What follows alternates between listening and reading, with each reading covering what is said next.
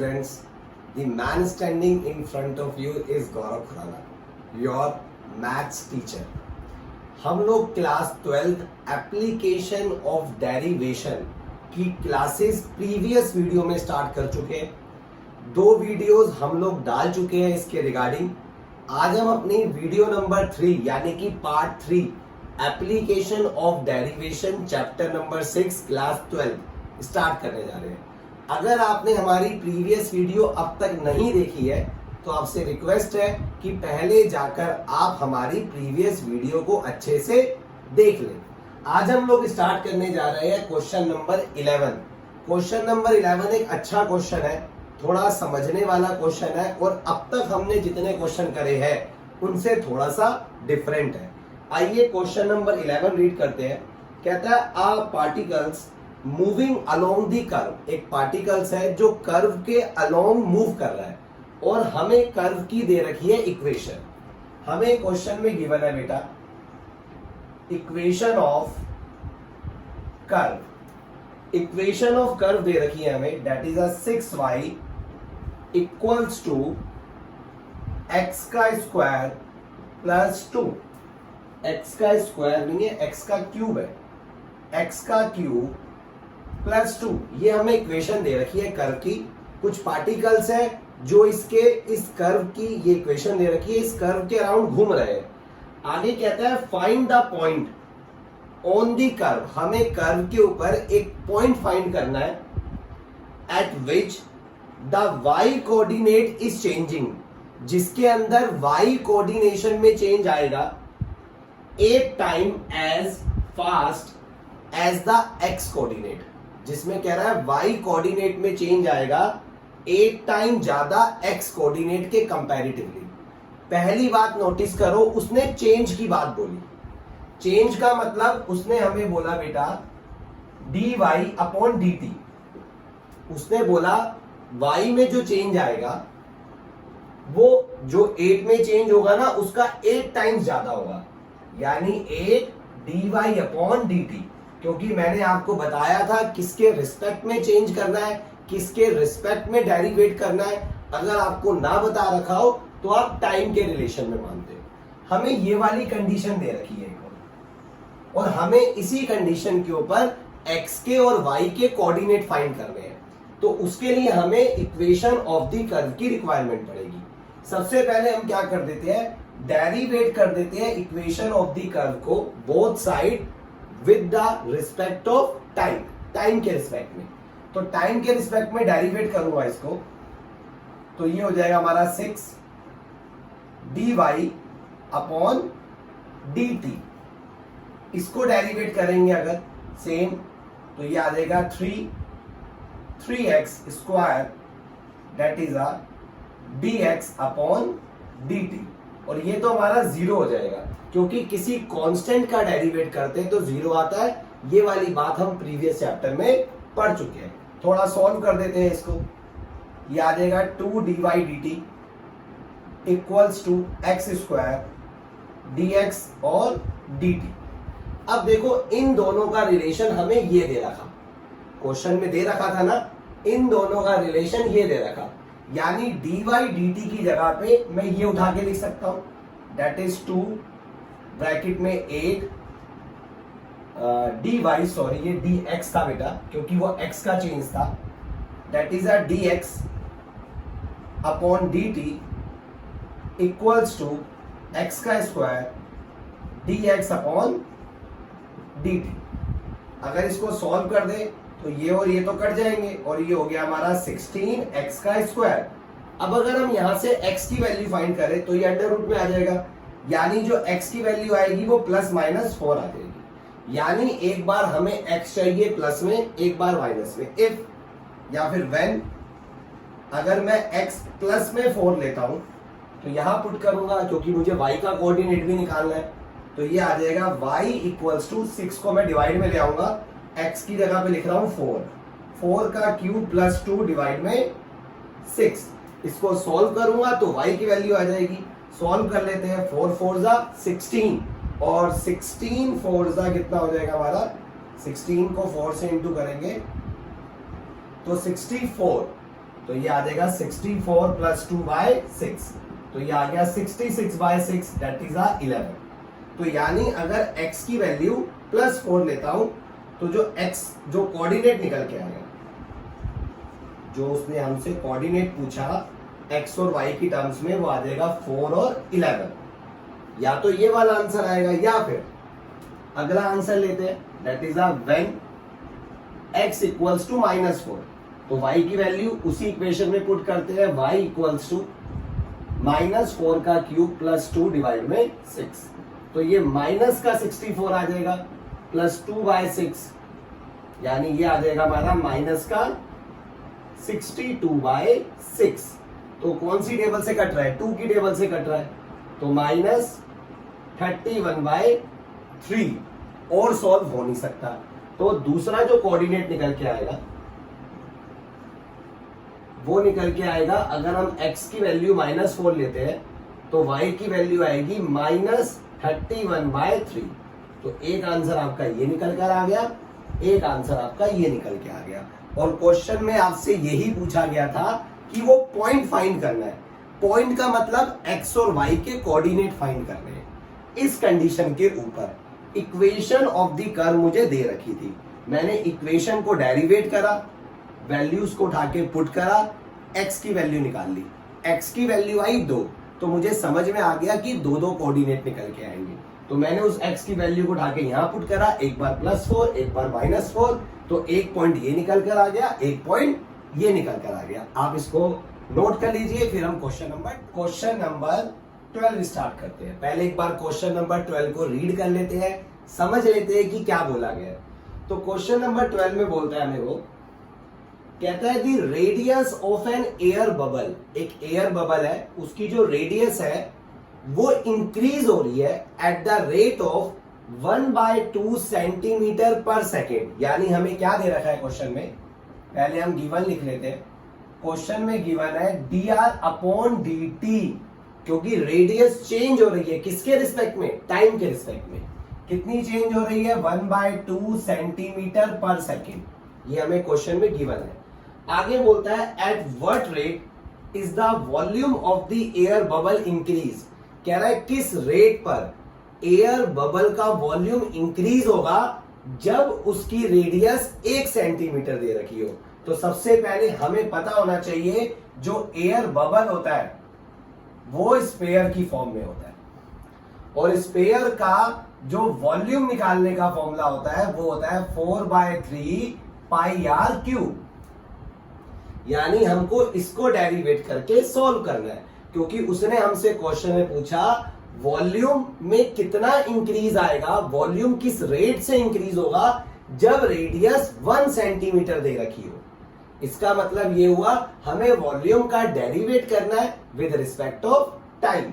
आइए करते हैं, दैट इज आर dv/dt, और ये 4/3 ऐसे ही आ जाएगा, 3 आगे आ जाएगा, 4/3 पाई कर देते हैं, या फिर 3r² पाई कर देते हैं, कोई दिक्कत नहीं है। 3 से 3 कट गया, ये आ गया dv/dt इक्वल्स टू 4πr²। और हमने क्योंकि विद रिस्पेक्ट ऑफ टाइम किया था तो साथ में हमको dr/dt भी चाहिए था, साथ में हमें dr/dt भी चाहिए था। और ऊपर ध्यान से देखो, dr और dt की वैल्यू दे रखी है, r की वैल्यू दे रखी है, तो हमें क्या गिवन है? dr और dt की वैल्यू गिवन है 1/2 सेंटीमीटर पर सेकेंड, एंड हमें r भी गिवन है, r गिवन है 1 सेंटीमीटर। यस, r गिवन है 1 सेंटीमीटर, ये हमें गिवन था। अब हमें इन वैल्यूज को उठा के पुट करना है यहां पर, तो ये बन जाएगा dv/dt इक्वल्स टू 4π, ऐसे ही आ जाएगा। r की जगह 1 को पुट कर देंगे और dr/dt की जगह पुट कर देंगे बेटा 1/2, और ये 2 से 2 कट गया, सॉल्व करा, ये आ गया 2π, और बाकी तो सारी चीजें काट दी, तो ये आ गया 2π सेंटीमीटर। वॉल्यूम है ना, वॉल्यूम का आंसर क्यूब में आता है, क्यूब पर सेकेंड, दैट इज आंसर। तो इसका मतलब ये हुआ वॉल्यूम में चेंज होगा with respect of time, when radius equals to 1 centimetre, जो इंक्रीज होगा वो होगा 2 पाई सेंटीमीटर क्यूब पर सेकेंड। आप इसको जल्दी से उतार लीजिए, फिर हम क्वेश्चन नंबर 13 पे चलते हैं। आप लोग अपनी एनसीईआरटी की बुक से रीड कीजिए, मैं अपने लैपटॉप से रीड करता हूं। तो क्वेश्चन नंबर 13 में कहता है अ बलून, तो सबको पता है कि जो बलून होता है वो स्पेयर की फॉर्म में होता है। तो कहता है अ बलून जिसका वेरिएबल डायामीटर दे रखा है, तो हमें इसका डायामीटर दे रखा है, और डायामीटर दे रखा है हमें इसका 3/2 ब्रैकेट 2x + 1, और हमें पता है रेडियस डायामीटर का आधा होती है, यानी अगर मैं इसको डिवाइड बाय 2 कर दूं तो वो रेडियस बन जाएगी। आगे बढ़ते हैं। Find the rate of change in its volume, कह रहा है वॉल्यूम में चेंज बताओ, वो भी कहता है with the respect of x के रिस्पेक्ट में चेंज बताओ।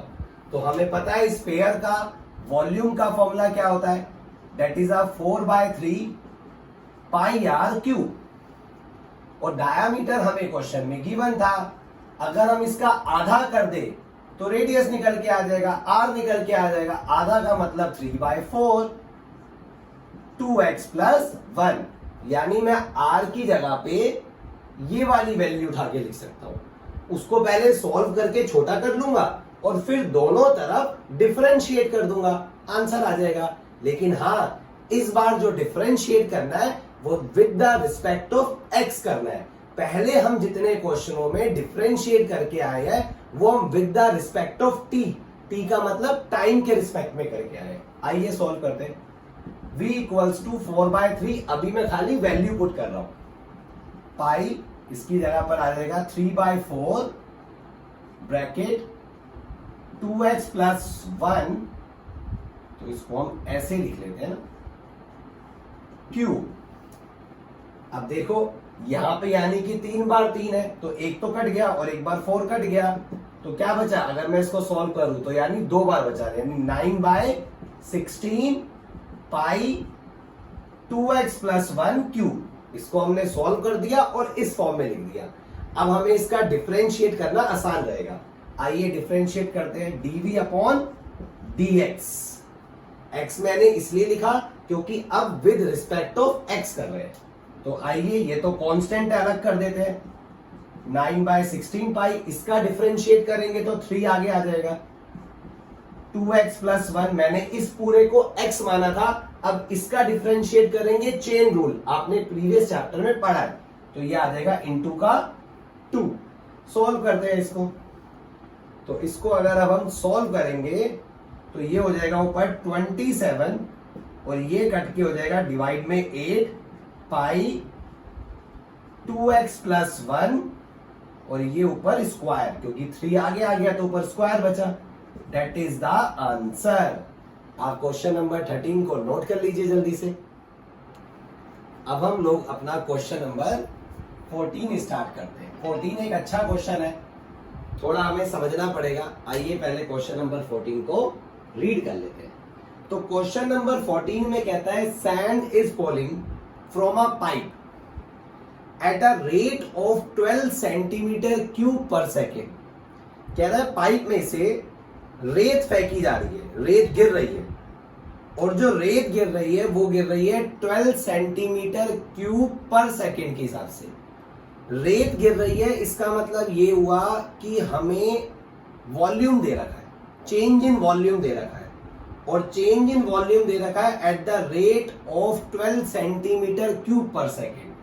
अगर मैं बात करूं कि हमें क्या दे रखा है, हमें दे रखा है बेटा dv/dt, that is a given, लिख देते हैं हम यहाँ पे ना, हमें गिवन है वॉल्यूम का चेंज और वो गिवन है 12 सेंटीमीटर क्यूब पर सेकेंड। कह रहा है पाइप है, पाइप में से आप रेत को गिरा रहे हो, यानी उसका वॉल्यूम हो गया, क्योंकि रेत भरेगी ना अंदर, तो उसका वॉल्यूम हो गया। उसके बाद कहता है the falling sand form a cone. कह रहा है वो जो रेत गिर रही है ना वो एक कॉन बना रही है। ठीक है, कॉन की शेप हमें पता है कि कॉन कुछ इस शेप के अंदर होता है। ठीक है, तो कह रहा है वो एक कॉन बना रही है जो रेत उसके अंदर से गिर रही है। आगे रीड करते हैं। The falling sand form a cone on the ground in such a way that the height of the cone, जो हाइट होगी कॉन की, is always 1/6 of the radius of the base. कहता है जो हाइट होगी, जो दूसरी चीज गिवन है हमें हाइट गिवन है, that is a 1/6 of radius. तो 1/6 किसका? रेडियस का होगा। आगे क्वेश्चन को रीड करते हैं। कहता है how fast is the height of the sand of the cone increase. कह रहा है उसकी हाइट कितनी फास्ट इंक्रीज होगी जब उसकी हाइट 4 सेंटीमीटर दे रखी हो। यानी हमें क्वेश्चन में फाइंड क्या करना है, हम लिख देते हैं यहां पे टू फाइंड। हमें क्वेश्चन में फाइंड करना है dh/dt। हमें ये फाइंड करना है जब हमें हाइट कितनी दे रखी है बेटा, क्वेश्चन में बता रखा है जब हमें हाइट दे रखी है 4 सेंटीमीटर, और ये कॉन का वॉल्यूम हमें पहले से ही दे रखा था, और ये हमें बता रखा था कि वो जो हाइट उसकी बन रही है वो 1/6 ऑफ रेडियस बन रही है। ये चीजें हमें क्वेश्चन में गिवन थी और ये हमें फाइंड करना था। अगर मैं आपसे पहले पूछूं कि जो वॉल्यूम होता है, वॉल्यूम ऑफ कॉन जो होता है, ठीक है, तो वॉल्यूम ऑफ कॉन क्या होता है? वॉल्यूम ऑफ कॉन ही बन रहा था ना बेटा। यस, जो वॉल्यूम ऑफ कॉन होता है, वॉल्यूम ऑफ कॉन क्या होता है? 1/3 πr²h, ये होता है वॉल्यूम ऑफ कॉन। अब इसके यहां पे हमें h की वैल्यू दे रखी है, हम यहां से r की वैल्यू भी फाइंड कर सकते हैं। तो पहले काम करते हैं, थोड़ा सा इसको सॉल्व कर लेते हैं, सॉल्व करके इसका डेरिवेट कर देते हैं। वैसे इसका डेरिवेट का आंसर हमें गिवन है। देखो, अगर मैं इसका डेरिवेट करूंगा तो वो आंसर गिवन है। हमको एक्चुअली ना dh/dt की फॉर्म में आंसर लेके आना है। तो पहले हम इसको थोड़ा सा सॉल्व करते हैं। That is a volume equals to 1/3 pi. अगर मैं यहां से r की वैल्यू फाइंड करूं तो r की वैल्यू आ जाएगी 6h, तो ये हो जाएगी हमारी 6h, ब्रैकेट में ये स्क्वायर और ये बाहर आ जाएगा h। ये यहाँ पे मल्टीप्लाई हो गया ना, तो ये 6h बन गया r का। थोड़ा सा और इसको सॉल्व करते हैं तो वॉल्यूम आ जाएगा दैट इज अ 1/3 पाई, ये हो गया हमारा 36 और ये हो गया h का क्यूब। थोड़ा इसको कट कर लेते हैं तो ये हो गया 1/3 को काट देते हैं, सॉरी 3 से काट देते हैं तो ये 12 हो गया। तो ये आ गया हमारा 12 पाई h क्यूब। अब हम इसका डिफरेंशिएट कर लेते हैं विद रिस्पेक्ट ऑफ टाइम। तो यहां पे कर लेते हैं डिफरेंशिएट। डिफरेंशिएट करेंगे तो dv/dt इक्वल्स टू 12 पाई ऐसे ही आ जाएगा। इसका डिफरेंशिएट करेंगे विद रिस्पेक्ट ऑफ टाइम, यानी इसको पहले t मान लेंगे, तो ये आ जाएगा 3h स्क्वायर और dh/dt। ये हमने इसका डिफरेंशिएट कर दिया। जब हमने इसका डिफरेंशिएट करा तो प्रॉपर करके लिख लेते हैं इसका, तो ये हो गया 36 पाई h स्क्वायर dh/dt। और देखो dv/dt तो हमें क्वेश्चन में पहले ही दे रखा था, दैट इज 12। अगर मैं इसको इससे काट भी दूं दोबारा से 3 आ जाएगा, 3। और h की वैल्यू मुझे दे रखी है, देखो मुझे dh/dt निकालना था। ये देखो dh/dt, यानी मैं h की जगह पे अब h की वैल्यू पुट कर दूं, और h की वैल्यू मुझे क्वेश्चन में कितनी दे रखी थी, उसने कहा था when the height is 4 centimetre. तो मैं अगर यहां पे लिख दूं when h equals to 4 centimetre, तो dh/dt, अभी तो यहां पे 0 कर दिया तो इसको यहां छोड़ देता हूं, dh/dt, और ये पूरा डिवाइड में आ जाएगा। और जब ये डिवाइड में आएगा तो डिवाइड में आके हो जाएगा ये 3 पाई, h की जगह पे आ जाएगा 4 का स्क्वायर, तो ये आ गया 16, क्योंकि 4 का स्क्वायर 16।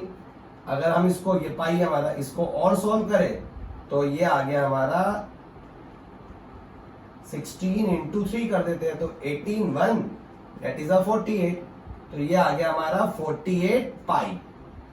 तो आंसर चल रहा था सेंटीमीटर में, तो dh/dt जो निकल कर आया वो आया 1/48 पाई सेंटीमीटर।